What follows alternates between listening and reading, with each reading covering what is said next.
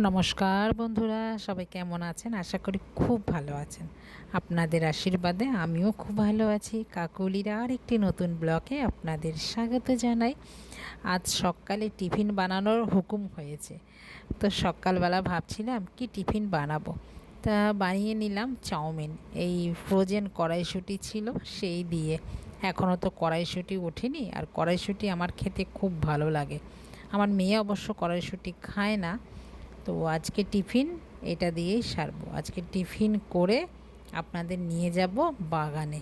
তা চলুন, মা মেয়ে দুজনে টিফিন খাওয়া হয়ে গেছে। দাদা আবার এগুলো খায় না, দাদা একটু ভাত খাবে। ভাতও আমি বসিয়ে দিয়েছি, যেহেতু উপোস গেছে কতদিন ধরে। আজকে একদম সিম্পল রান্না করব।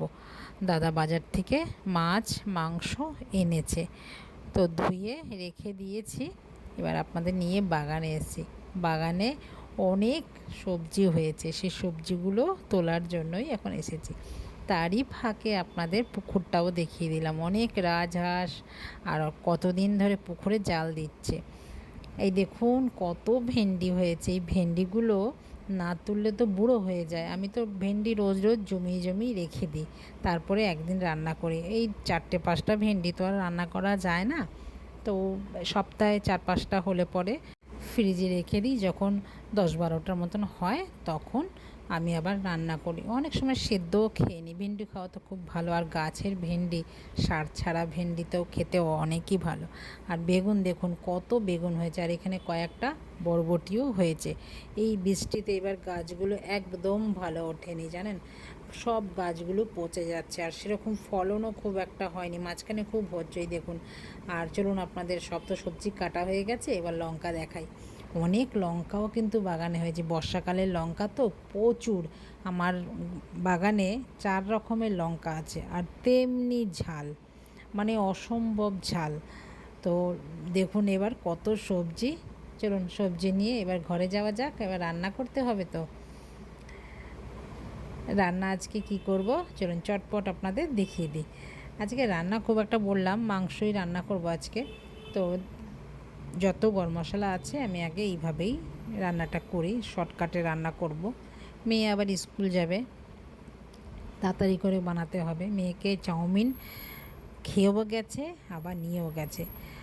তার এসে মেয়ে বলেছে ভাত খাবো, তো ধীরে সুস্থে আমি রান্না করছি।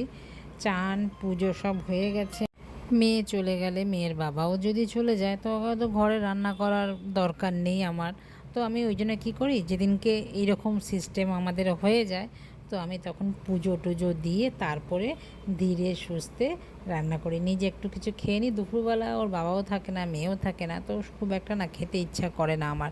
ওই যে মেয়ের সাথে টিফিনটা খেয়ে নিই, যে পেটটা ভরা থাকে, তারপরে আমার হয়ে যায়। তো মাংস দেখলেন হয়ে গেছে। আপনারা যেইভাবে করেন আমিও সেইভাবেই বানাই মাংস। আর এখন বানিয়ে নিয়েছি পাবদা মাছ। অনেক দিন পর আমাদের বাড়িতে পাবদা মাছ এসেছে। পাবদা মাছটা টাটকা রান্নাই করে ফেললাম। মেয়ে আবার পাবদা মাছ খেতে খুব ভালোবাসে। ওই এক সোমবারই পাবদা মাছ বানালাম। দিলাম হচ্ছে কালো জিরে ফোড়নে, তারপরে লঙ্কা দিলাম, হলুদ দিলাম, নুন দিলাম, একটু সাদা জিরের গুঁড়ো দিলাম, দিয়ে একটু জল দিয়ে জলে মশলাটা ভালো করে কষিয়ে নেব। নেওয়ার পরে যখন তেল একদম ছেড়ে আসবে, মাছের মধ্যে নুন হলুদ মেখে আমি রেখে দিয়েছি। পাবদা মাছে বেশিক্ষণ নুন হলুদ মেখে রাখলে পাবদা মাছ, যেহেতু সমুদ্রের মাছ তো, তো একটুখানি দেখবেন কটা হয়ে যায়, ওর জন্য অল্প সময় মাখতে হয়।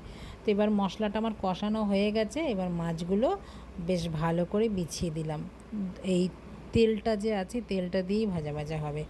এরকম মাছের ঝোল, বেশি খুব একটা ঝোল দেবো না, অল্প মাখা মাখা ঝোল করব। এইরকম পাবদা মাছের ঝোল খেতে খুব খুব ভালো লাগে। আপনারা এইভাবে একদিন রান্না করে খেয়ে দেখবেন, যদি ভিডিওটা ভালো লাগে থাকে।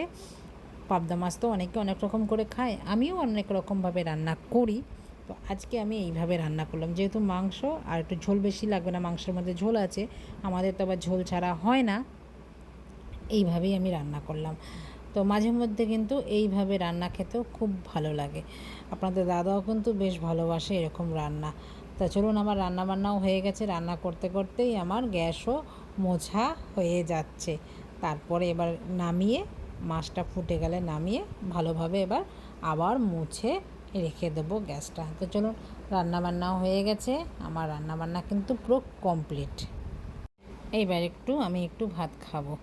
তখন খেয়েছিলাম, তো একটু এখন খিদে পেয়ে গেছে। এখন প্রায় বাজে 4টে। মেয়েকেও দেবো আসলে পরে খেতে। আমি একটু দেখছি, আমি অল্প সামান্য, যেহেতু উপোস করেছি তো তো একটু ভাত ভাত করছিল মনটা। একবার ভাবছিলাম ভাত খাবো না, আরেকবার ভাবলাম না একটু খেয়ে নিই। একদম যত সামান্য ভাত নিলাম আর একটু চিকেন নিলাম, ঝাল ঝাল লাগবে মুখটা, তাতে ভালো লাগবে। তো এখন খাওয়া দাওয়া করে এবার রেস্ট নেব। মেয়ে আসবে, মেয়েকে আবার খাওয়া দাওয়া দিতে হবে। আবার সন্ধে পুজো আছে।